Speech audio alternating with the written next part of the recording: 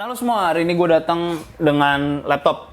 Ini punyanya Adiapad, jadi yang paling terbaru dengan menggunakan AMD Mendocino yang saat ini itu gue pertama kali pegang. Jadi ini di laptop yang seharga 6 jutaan, 6,5 atau 6,6 ya setahu gue ya. Jadi emang jatuhnya di wilayah low end ke bawah. Cuman seperti yang kita semua ketahui ya, semua yang dari atas itu selalu turun-temurun, lama-lama turun ke level yang paling bawah. Jadi dulu yang untuk di high end itu refresh rate yang tinggi, lama-lama turun ke level mainstream. Sekarang kita lihat kalau sekarang resolusi 1080 udah di low end. Nah untuk power consumption ini juga benar-benar rendah banget, bisa sampai 15 watt doang. Bisa nge-push sampai 21 watt gua untuk Mendocino. Jadi di sini sekitar 12 sampai 15-an untuk wattage-nya, untuk penggunaannya si 4 core 8 thread. Jadi ini menggunakan Ryzen 3 7320U, ada U ya. Jadi nanti akan kita bandingkan juga untuk di bagian benchmarknya untuk kalian tahu posisinya di mana dibandingkan low power mobile CPU lainnya. Tapi di sini yang gue pegang punyanya Lenovo di harga 6 jutaan, gue cukup kaget melihat growth-nya kita untuk melihat untuk seri harga di bawah 7 jutaan untuk laptop. Jadi dulu di bawah 7 juta gue bisa bilang benar-benar nggak bisa ngapa-ngapain.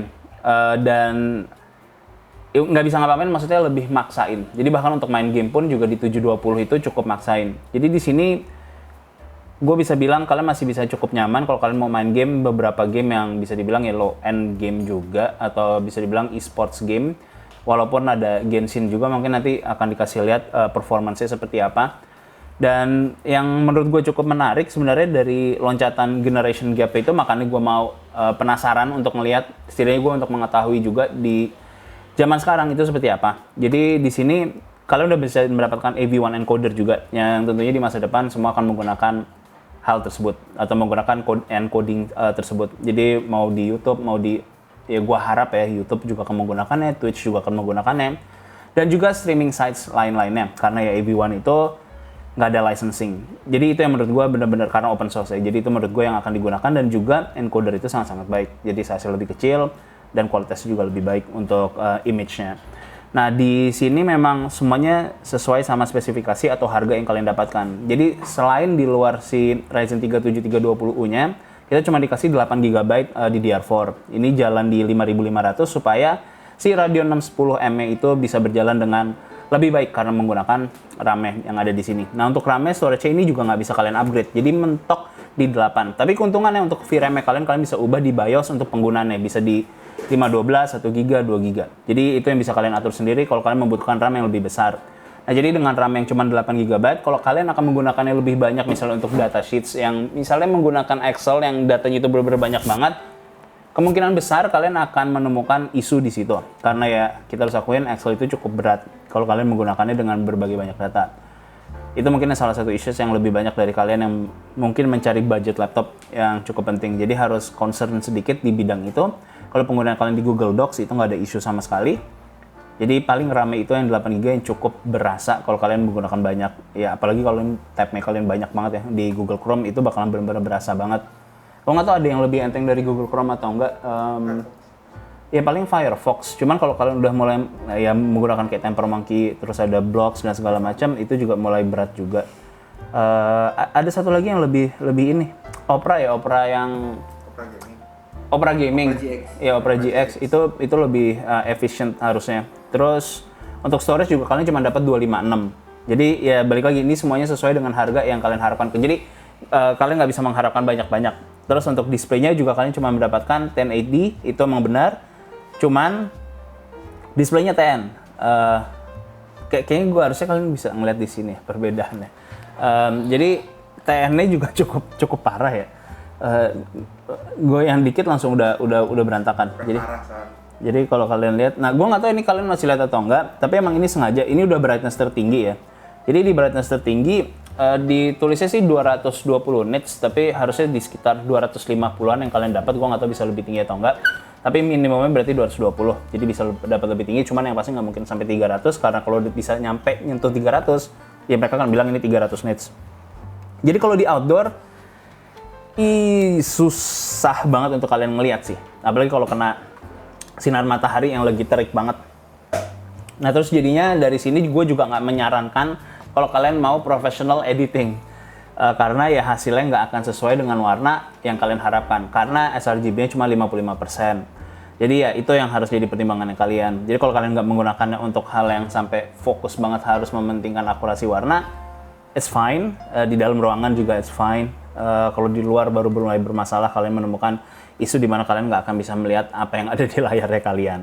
Nah kalau untuk battery life ini gue nemu 9 sampai 12 jam tergantung sama penggunaannya kalian.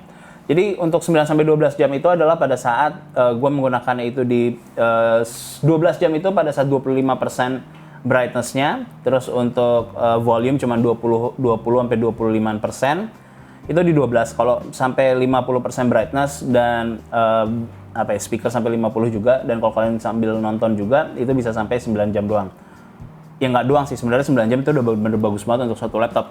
Dan untuk beratnya ini 1,4 yang menurut gua kalau dilihat itu kalau gua pegang rasanya nggak kayak 1,4 sih. Cuman pas ditimbang berarti kenyataannya 1,4 ya, yang pasti timbangannya nggak mungkin salah kan. Ini kan gue cuma pakai feeling, tapi rasanya sih nggak kayak rasa 1,4 kilo. Ini lebih enteng dan juga lebih ring. Aman nggak sih kalau gue tekan? Aman harus ya. Jadi emang agak, lo bisa ngeliat ini agak flexing karena emang semuanya itu benar-benar plastik. Untuk bagian ininya juga sama, bendy banget. Tapi setidaknya dia nggak, masih nih. Tapi ya buat gue masih oke lah, bukan suatu hal yang menurut gue jadi lo nggak jadi mau beli laptopnya, karena menurut gue ini masih normal banget, terutama di harga di bawah 7 juta, semuanya masih benar-benar plastik banget. Dan bahannya sih, kalau dari warna, kalau orang lihat gue rasa masih ada feel premiumnya, tapi kalau kalian pegang ya udah mulai hilang rasa feel premiumnya. Untuk touchscreen juga masih benar-benar nyaman banget, gue nggak ada isu sama sekali, ukuran juga besar, lebih gede daripada spacebar-nya. Dan kalau untuk keperluan untuk gaming ini yang menurut gue cukup mengagetkan, terutama untuk laptop di bawah 7 juta. Jadi kalau untuk di CSGO kalian udah bisa dapat 60 sampai 100. Ini semua di 720 ya, bukan di Full HD, bukan di native. Jadi kalian harus turunin. Terus untuk Dota juga udah pasti di atas 60. Terus untuk indie games ini juga 60-an, yang 2D.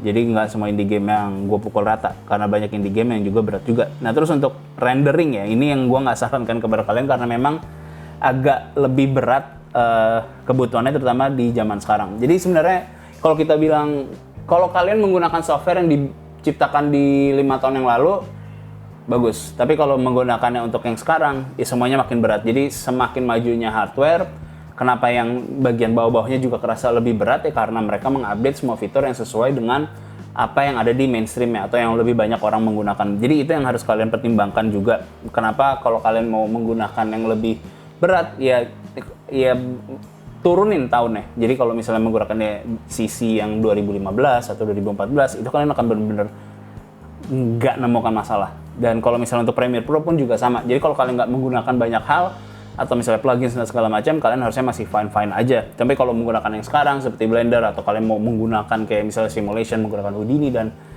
ya bikin smoke gitu, simulation ya bakalan berat banget. Jadi kalau kalian cuma menggunakannya benar-benar simple banget, bikin cuma modeling dan segala macam, ini harusnya nggak ada masalah juga sama sekali. Cuman ingat di masalah warna atau di displaynya. Kalau kalian colok ke monitor atau eksternal atau ke TV, masih aman, masih ada HDMI portnya, dan untungnya juga ada SD card. Tadi gue nanya sama si Wingo, katanya anak-anak zaman sekarang juga masih jadi pertimbangan adanya SD card untuk di laptop di bawah 7 juta. Gue sendiri nggak ngerti penggunaannya untuk apa, karena pertama untuk foto, ngedit nggak mungkin, karena ya balik lagi di 50% sRGB itu parah banget loh. 50% itu benar-benar rendah banget. Jadi kalau untuk itu kan jadi nggak mungkin. Jadi gue bingung sebenarnya SD card untuk apa. Kalau misalnya untuk mereka baca data dan segala macam, ya pasti mereka pakai flash disk, ngapain pakai SD card.